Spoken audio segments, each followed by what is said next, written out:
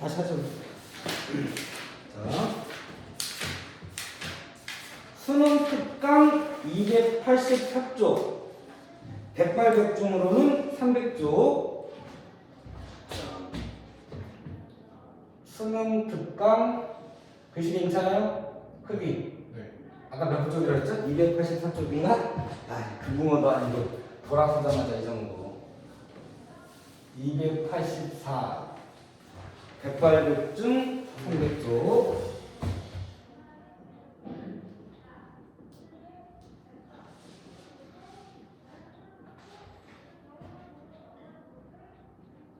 자, 4번 오발탄 할게요.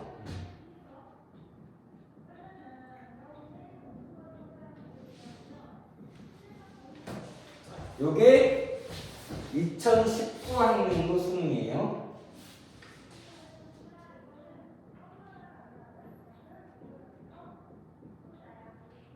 우리 바뀐 게 언제인 거야? 22, 24, 24인 거거든요. 요게 3년째인 건데 면함정가가 제도가 바뀌기 다음에 3년 만에 나온 적이 있긴 하지만 얘는 그렇게 다시 나올 것 같지는 않네요. 일단 내신용이라고 생각하고 하셔도 크게 무리 없을 것 같긴 해요. 그래도 모르니까 저번에 그 얘기 했나? 용별청가.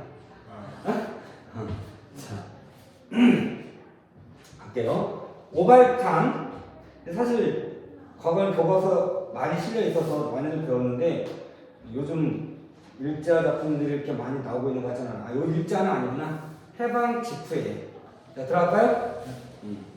자, 제목이 오발탄이라고 했는데 오발탄이 뭔지는 알죠? 잘못 쓴 탄환이잖아요. 여기 나오는 주인공 철호가 철호를 보고 마지막에 그 죽을 들었다고 그랬죠. 동생이 권총강도로 현금 수송 차량을 뭐라 그러지? 습격? 했고 또 와이프는 또 죽었잖아요.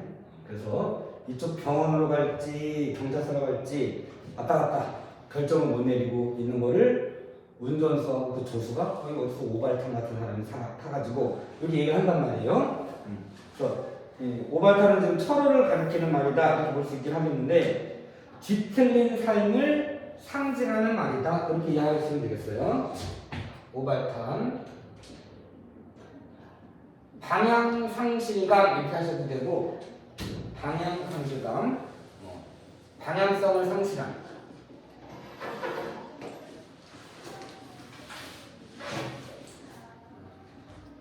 뒤틀린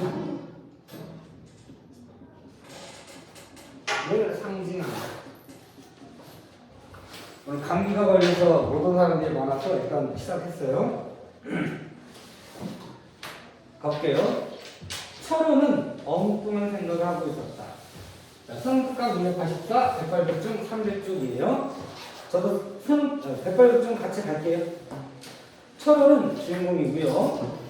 월남한 가족의 가장이자 대리사 사무실 직원 그랬는데 당시 월급이 엄청나게 적었던 모양이에요. 그래서 가족들을 부양하기에 돈이 적어요. 그래서 아픈 일을 뽑지도 못하고 다니는 그런 주인공이고요. 철호는 엉뚱한 생각을 하고 있었다.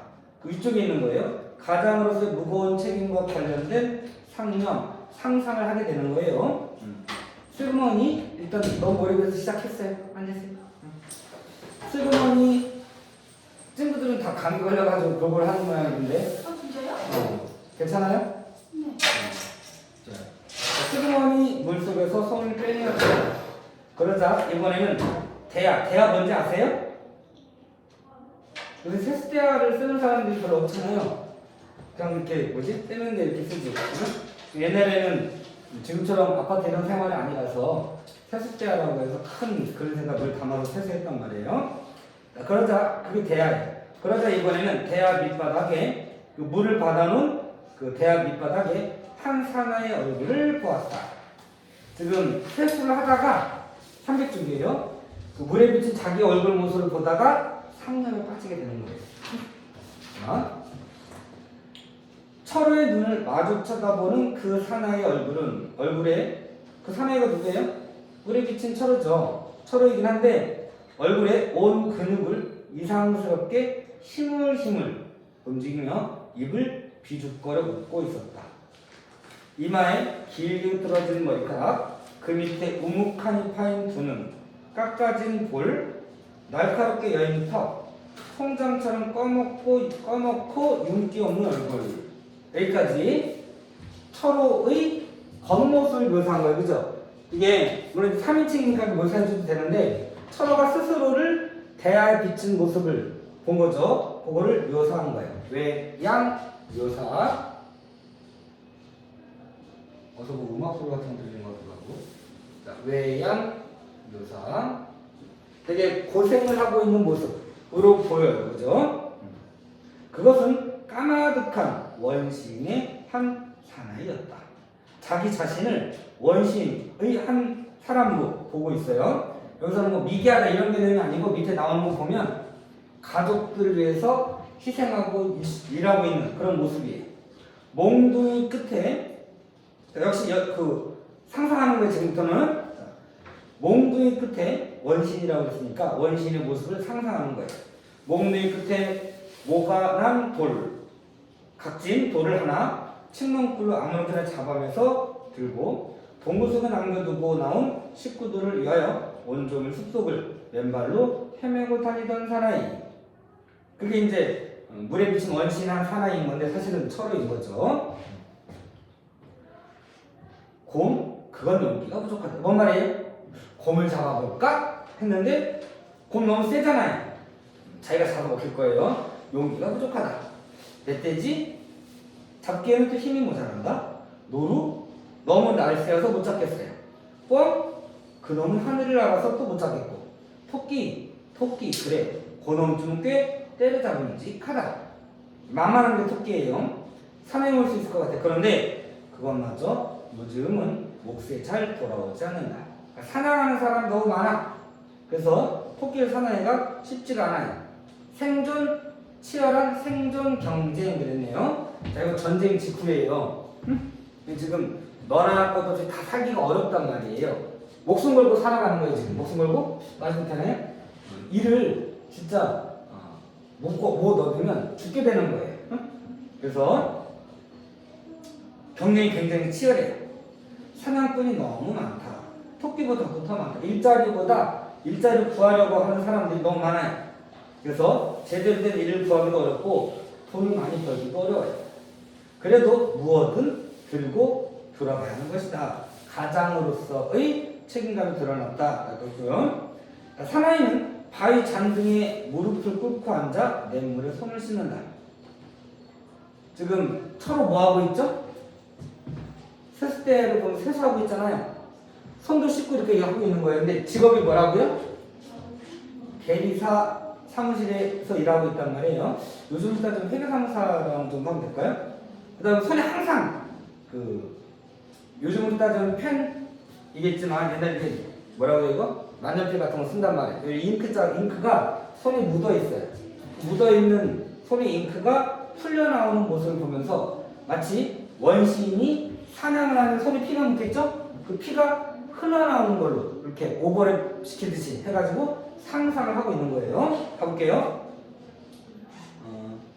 파란 물속에 빨간 노을이 잠겼다. 해질녘인가 봐요.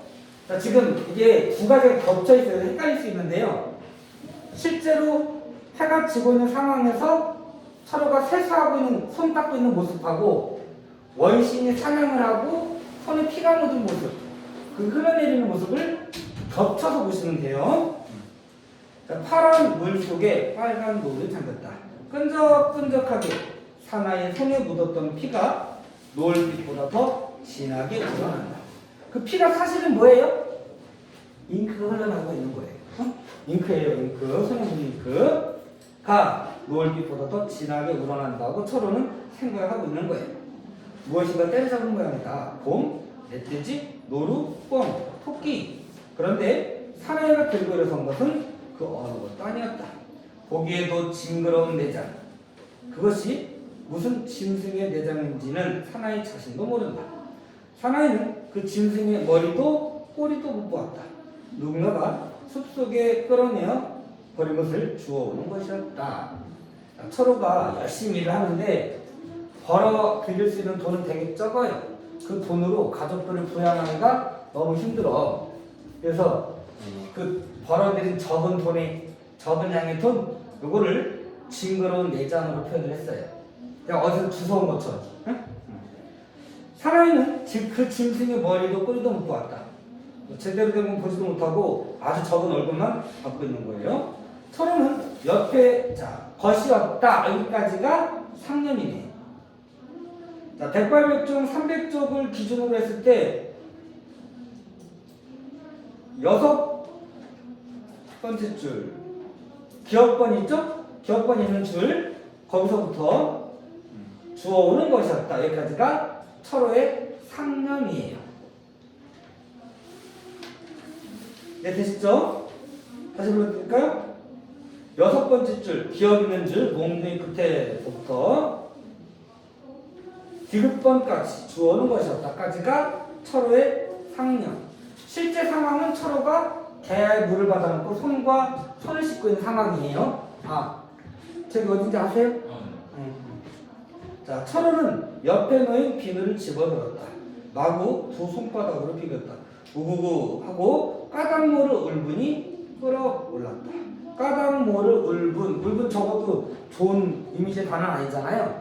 우라통이 치밀어요. 열받기도 해요. 한편 가장으로서의 책임감도 있긴 한데 돈은 제대로 벌어올 수는 없고 열심히 일하는 거에 비해서 돈을 벌 수도 없고 가정의 형편은 되게 어렵고 그래서 울분도 치솟고 있어요. 자, 가장의 책임과 관련한 부정적 감정 이렇게 했네요. 자, 그 다음에 빈 도시락마저 들지 않은 손이 홀거분에 좋긴 하였지만 그러니까 지금 도시락도 싸가지고 갈 수가 없는 거예요. 자, 되게 가난한 처지다라는 걸 알 수 있고요. 해방촌, 전쟁 지구라는 지구고요. 철호가 사는 동네가 해방촌이네요. 해방촌 고개를 추워 오르기에는 뱃속이 너무 허전했다. 그러니까 이 사람이 사는 동네가 평지가 아닌 산동네인 거예요. 거기까지 올라가기에도 힘들어요. 그러니까 밥도 못 먹고 일은 새벽부터 늦게까지 하고 그러니까 걸어 올라가기도 힘든 거예요. 지금 산비탈을 도려내고 무질서하게 주워 붙인 판잣집들이었다. 철호가 사는 공간이에요. 도시 빈민촌이에요.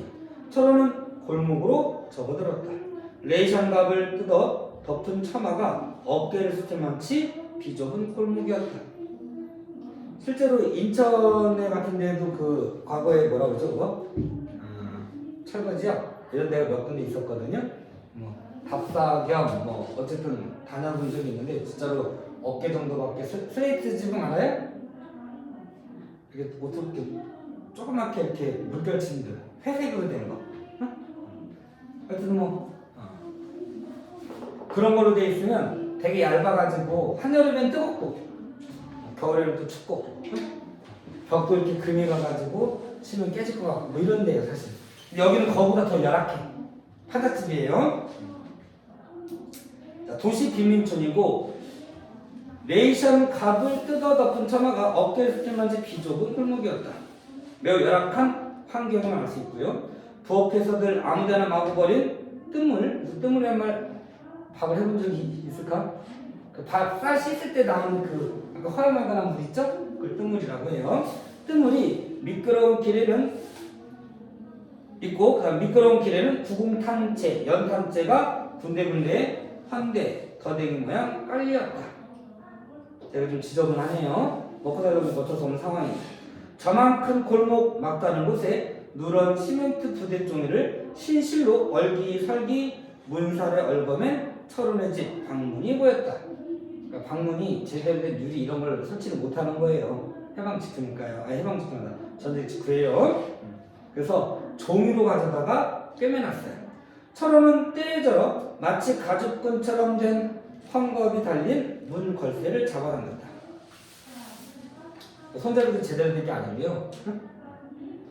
손가락이라도 드나들 만치 엉성한 문이면서 찌걱찌걱 집혀 잘 열리질 않았다. 아래가 잔뜩 집힌 채 비틀어진 문 틈으로 그의 어머니 소리가 새어나왔다. 가자 미치면 목소리마저 변하는 모양 같다. 어머니 실성하셨어요. 그러니까 실성했다고 하면서 좀 좋다. 뭐라고 요즘 뭐 치매 이런 비슷한 걸까요? 근데 지금 정신이 나갔어요. 제 정신이 아니에요. 여기서 가자라고 하는 건 고향으로 돌아가자라는 거예요. 38선이 가로막혀서 그 당시에 38선이 휴전선 아직 아니고 38선 잠깐만 이게 지금 휴전선이 있구나. 자 가자고 하는데 어쨌든 남북으로 좀 나눠져 있잖아요. 그래서 갈 수가 없는 상황인데 고향에 대한 그리움 때문에 정신 나간 상태에서도 고향으로 가자고 외치고 있어요.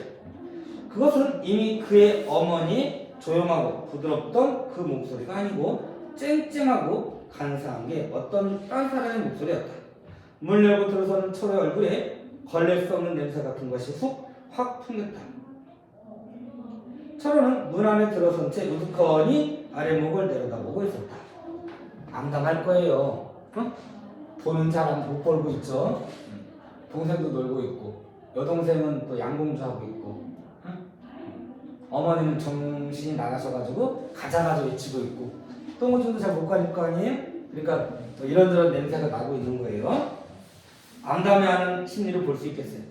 아무것도 써있진 않은데 우두커니 아랫목을 내려다보고 있었다. 외양묘사죠? 행동이에요? 말 잘못했어요. 행동묘사예요. 성격 제시를 직접 제시하고 있다고 해야겠어요? 간접 제시하겠어요? 간접적 성격. 여러분들 외우죠? 맨날 한 때마다 잊어먹는 사람이 있던데 한번 불러볼까? 간접적 성격 심리 제시. 다른 말로 뭐라고 그러죠? 아는지 모르는지 자꾸 정말 분해요. 이렇게 외우라고 하셨어요. 했어요. 외우고 있는 거죠? 너무 쉬워서 지금 안 불러주시는 거죠? 제가 믿어볼게. 이건 정말 직접적이고 간접적은 이렇게 다시 한번 직접적 성격 제시 말하기 텔링 분석적 제시 해설적 제시 요약적 제시 그 다음에 반대로 간접적 성격 제시 보여주기 쇼잉 극적 제시 장면적 제시예요. 그럼 지금 여기는 문 안에 들어선 채 우두커니 아랫목을 내려다보고 있었다고 그랬잖아요. 이거는 행동묘사라고 했죠. 그럼 어디에 해당되는 거예요? 여기에 해당되는 거지. 그죠? 중학교 시절 다시 또 과거 해당 내용이네요. 중학교 시절 박물관에서 미라를 본 일이 있었다. 그것은 꼭 손무더기에 싸놓은 미라였다. 자, 과거 해석까지는 아니고 과거에 미라를 본 일이 있었고 그 과거에 본 미라와 어머니의 모습이 비슷해 보였대요. 생명력이 안 느껴지는가 봐요. 자, 손무더기에 싸놓은 미라 어머니 흰 머리카락은 한 오리도 제대로 놓인 것이 없었다. 그대로 스샘이었다. 그 어머니는 벽을 향해 돌아 누워 마치 딸꾹질처럼 어떤 일정한 사이를 두고 가자 하는 외마디 소리를 지르고 있었다. 그 해골 같은 몸에서 어떻게 그런 쨍쨍한 소리가 나오는지 이상하였다. 어쩌면 그만큼 고향으로 돌아가고 싶은 마음이 간절한 것일 수 있겠죠. 철호는 윗방으로 올라가 털썩 벽에 기대어 앉아버렸다. 뭔가 좀 절망감을 느끼고 있는 거예요. 털썩 기대어 앉아버렸다. 절망감, 암담함이에요. 가슴에 커다란 납덩어리, 가장으로서의 책임감, 심리적 압박감이에요. 올려놓은 것 같았다. 정말 엉엉 소리를 내어 울고 싶었다. 지금 절망감을 느끼고 있다는 거 아시겠어요? 그래도 불구하고 윤리성, 도덕성 이런 걸 지키면서 살아가고 있어요. 철호는 윗방으로 올라가 털썩 벽에 기대 앉아버렸다. 가슴에 커다란 납덩이를 올려놓은 것 같았고 울고 싶었어요.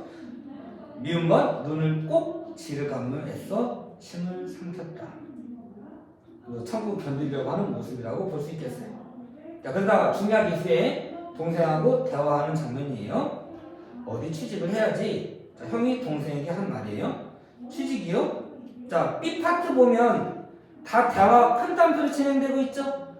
크게 고민할 거 없어요. 큰 따옴표로 진행되면 큰 따옴표가 보이면 대화를 통한 극적 전개. B번 왼쪽에다가 B파트 왼쪽에다가 대화를 통한 극적 전개가 이루어지고 있고요. 성격 제시 방법으로 따지면 자, 뒤돌다 하지 마시고 자, 성격 제시를 하면 어느 거죠? 요거예요. 간접적 성격 제시, 보여주기, 극적 제시, 장면적 제시에 해당이 되고 전개 속도는 느리다. 생동감은 강하고 자, 여기서 지금 누구랑 대화하고 있는 거라고 그랬죠? 이거 이제 지워도 되나? 이만큼 지울게. 자, 누구랑 철호랑 형이 철호고 동생이 영호예요. 대화를 하고 있는데 갈등하고 있다고 볼 수 있어요. 응? 철호의 사고방식, 가치관과 정신 차리고 영호의 가치관은 달라요. 그러니까 철호는 되게 암담하고 절망적이지만 윤리성, 도덕성을 지키고 살아가고 있는 인물이고 영호는 그 당시에 우리 뭐 유튜브 이런 거 보면 뭐 글쎄 뭐 국뽕인지는 모르겠지만 뭐 제각 같은 거 이렇게 책상, 테이블 이런데 잊어버리거나 놓고 다니거나 이래도 안 집어간다고 이러는 거 많이 뜨죠? 응? 실제로 그런 면이 있긴 한데 아마 뭐 들어보면 확실히 외국 다른 나라, 서양 이런 나라들보다는 시민의식이 나쁜 것 같진 않아요. 사람들의 헬조성은 그렇긴 하지만 근데 6.25 직후라던가 그 앞뒤 너무 살기 어렵잖아요. 애새끼가 굶어 죽어가고 있는데 그러면 진짜 힘든 일도 해야 돼. 더러운 일도 해야 되고 지저분한 일도 해야 되고 훔치기도 하고 뺏기도 하고 그런 사람이 되게 많았단 말이에요.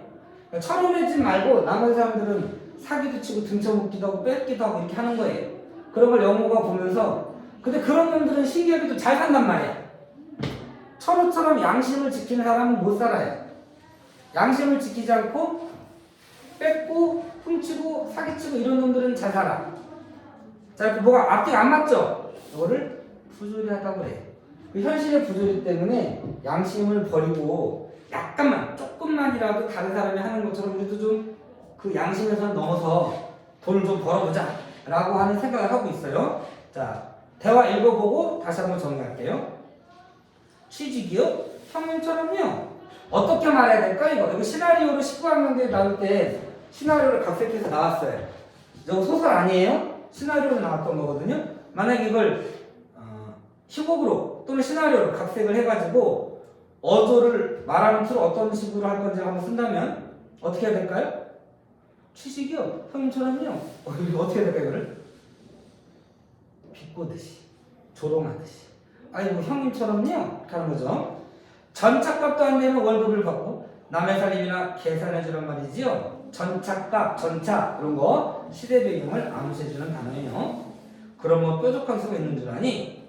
있지요. 남처럼 용기만 조금 있으면 자, 백발백중 기준으로 A번 용기라고 했는데 여기다 쓸게요. 자, 여기서 말하는 용기는 긍정적인 게 아니에요. 철의 입장에서 볼 때는 되게 부정적인 거죠. 양심, 윤리, 도덕 이런 거를 내려놓고 사람을 등쳐먹자라는 거거든요. 자, 밑에서 아마 나올 거기 때문에 뭐 화살표 연결하든 할게요. 점점점 어처구니없는 영어의 수작에 철호는 그저 멍청하니 영어 얼굴을 쳐다봤다. 손끝이 따가웠다. 철호는 비루 맥주 비어 배열을 이렇게 하나 봐요. 자, 비어 칸통으로 만든 잿더리에 담배를 비벼 껐다. 잿더리 잿도 없는 거죠. 용기? 내 용기. 용기라니 적어도 까마귀만한 용기만이라도 말입니다.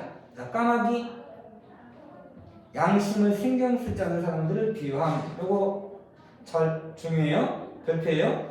까마귀만한 용기, 양심을 신경 쓰지 않는 사람들 비유한 말. 염려할 필요는 없더군요. 우둔해도 상관없어요. 그냥 양심만 없이 그냥 안면 몰수하고 뺏으면 되는 거예요. 그렇게 생각하고 있는 거예요. 영어는 까마귀는 도무지 허수아비를 무서워하지 않습니다. 허수아비 중요해요. 보편적 사회 규범. 철호는 이거를 지키려고 하고 있는 거고요. 다른 사람들은 그거 안 지키고 있는데 잘 살아요. 그리고 우리도 조금만 똑같이 하지는 않더라도 조금만이라도 좀 어겨봅시다. 선을 넘어봅시다. 라는 거예요.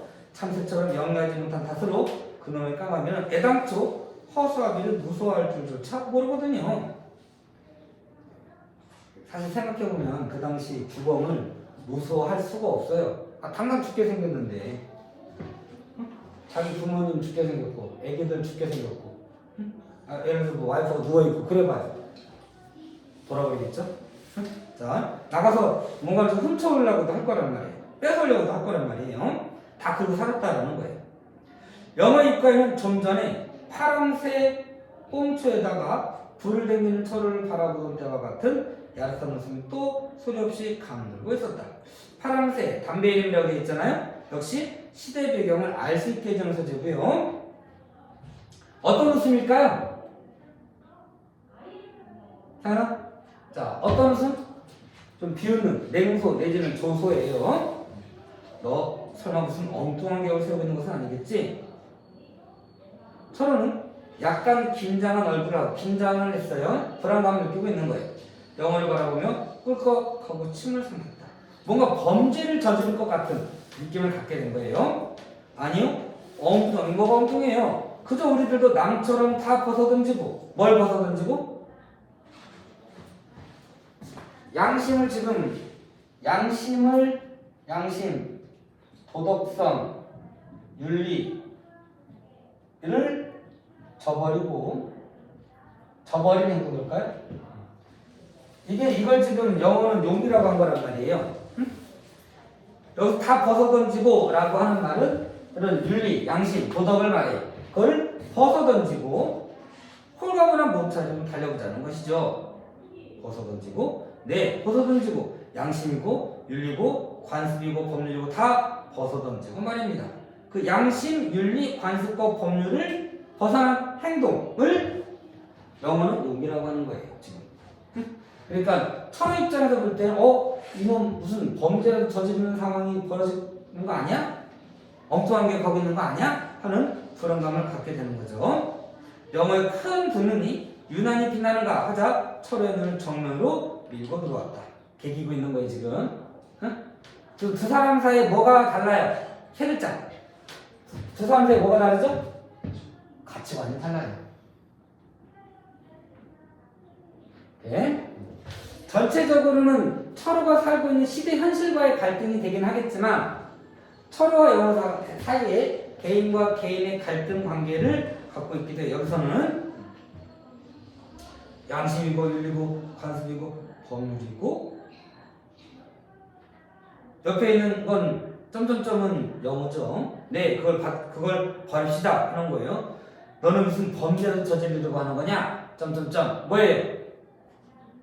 말을 끝까지 하진 않았지만 너는 뭐 이런 게 소중하지 않다는 거니? 그걸 어겨도 된다는 거니? 너 그걸 어길 거니? 뭐 이런 식의 질문인 거예요.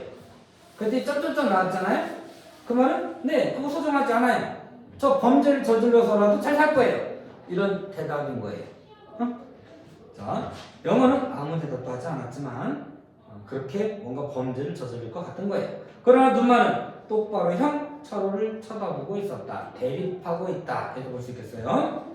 그렇게 살자면 윤리, 도덕, 양심, 법률 버리고 비양심적으로 도둑질하고 사기치고 등쳐먹고 이렇게 해서 잘 살려고 한다면 그렇게 살 수 있지. 그러나 그게 옳지 않기 때문에 그러지 않는 거야 라고 영어는 설득하는 거죠. 그렇게나 살자면 이 형도 벌써 잘 살 수 있었다. 철의 목소리는 떨리고 있었다. 어떤 식일까요? 동생에 대한 불안함도 있을 수 있고요. 어쩌면 자기 처지에 대한 울분도 있을 수 있어요. 이렇게 하면 잘 살 수 있었을 텐데 그러고 또 양심이 찔리고 비양심적으로 행동하기는 어렵고 양심을 지키며 살자니 와이프는 아프지, 자기는 이가 양쪽이 아픈데 썩은이 뽑지도 못하고 있지, 동생은 또 엉뚱한 생각하게 되는 그런 상황. 다 그게 가난 때문인 거잖아요. 그런 것 때문에 또 울분도 가지고 있을 수 있고 동생에 대한 불안감도 가지고 있다고 볼 수 있겠어요. 자, 이게 다 적혀 있으니까 필기를 안 하니까 졸리구나.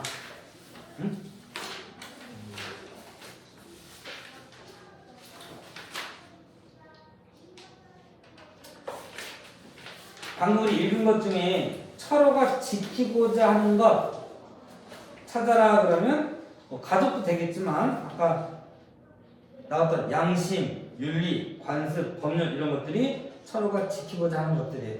여기 책에 안 써 있구나. 한번 써볼까요? 밑에서 7번째 줄 양심, 윤리, 관습, 법률 이게 철호가 지키고자 하는 것들이에요. 자, 305쪽의 핵심령이 잠깐 보세요. 단편소설, 전후소설이에요. 원래 전후소설은 극한 상황이 설정되고 그 극한 상황을 극복하고자 하는 의지를 지닌 인물이 나올 때를 전후소설이라고 해요. 근데 우리나라의 전후소설은 주로 6.25를 배경으로 하는 거예요. 그 6.25 상황에서도 자신의 어떤 신념 뭐 이런 것들을 지키고 부정적인 현실을 극복해 나가려고 하는 그런 인물이 나올 때 전후소설이라고 해요. 그래서 과거에 바비도라고 하는 소설, 거기 전쟁이 아예 안 나와. 마녀재판에 대한 이야기거든요. 그런 것도 전후소설이에요. 왜냐면 마녀재판에 있어서 나는 마녀가 아니다, 이단자가 아니다, 자신의 신념을 지키면서 끝까지 화형을 당하는 그런 인물이 나온단 말이에요. 바비도지. 그런 게 전후소설이에요. 전후소설 뭐라고요? 극한 상황에 설정되고 그 극한 상황을 극복하려고 하는 의지를 지닌 인물이 나올 때 전후소설이라고 하는데 우리나라의 경우에는 그게 6.25예요. 보통 전쟁 소설하고 조금 달라요. 자, 그냥 전쟁 소설 아셔도 좋겠어요. 자, 단편 전후소설이고요. 현실 고발적. 아까 어떤 현실이에요? 사기치고 등쳐먹는 놈은 잘 살아요. 양심을 지키는 사람은 못 살아요. 부조리한 현실이에요. 전쟁 직후의 부조리한 현실 고발이에요. 자, 배경은 6.25 전쟁 직후고요. 서울 해방촌 일대인데 굉장히 살기가 열악한 환경이에요. 시점을 지금 우리 교재에 나온 부분은 관찰자 시점으로 보이나요 이게? 물론 묘사하는 부분은 관찰자처럼 보일 수 있는데 심리를 다 서술하고 있거든요. 첫 번째 줄부터 엉뚱한 생각을 하고 있었다 이랬잖아요. 그럼 이게 관찰자의 전지적이에요. 전지적이 가깝죠. 뭐 심리도 굉장히 많고 철호의 상념이라든가 이런 것들이 다 써주고 있잖아요. 그러니까 사실 전지적에 가까워요. 전체를 따졌을 때는 관찰자 시점에 부분적으로 전지적 이렇게 말할 수 있겠지만 우리 지금 교재에 나와 있는 부분은 전지적 작가 시점에 가까워요. 이거는 우리 내신이니까 학교에서 해준 대로 하죠. 학교에서 어떻게 했을까요? 아직 안 나갔을까요? 나중에 해주신 그 다음 주랑 직접 할 때는 그거 해준 대로 할게요. 일단 책 읽는 대로 하는데 교재 부분은 전지적 작가 시점이라고 하는 부분이 하는 것이 더 합리적이겠다. 주제 전후의 부조리한 비합리적인 현실 속에서의 소시민이라고 했는데 사실 소시민이라기보다는 서민의라고 하는 게 맞긴 하겠는데 영어 같은 친구는 소시민에 해당될 수 있겠죠. 자, 소시민의 삶과 비애, 서민의 삶과 비애예요. 원래 소시민은 뭐라고요? 소시민 기억나요? 서민하고 다르다고 했잖아요. 했나요? 학생들이 왜곡된 기억하는 단어들이 가끔씩 있다고 그랬죠? 그게 소시민의 대표예요.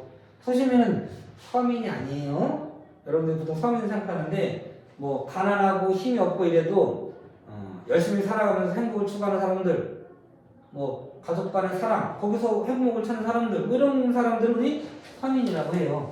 평범한 사람들이죠. 반면에 소시민은 현실이 부조리한 걸 알면서도 자기에게 직접적 해를 끼치지 않으면 모르는 척 넘어가는 사람, 자기 이익만 추구하면서 안주하는 사람을 소시민이라고 한다고 해요.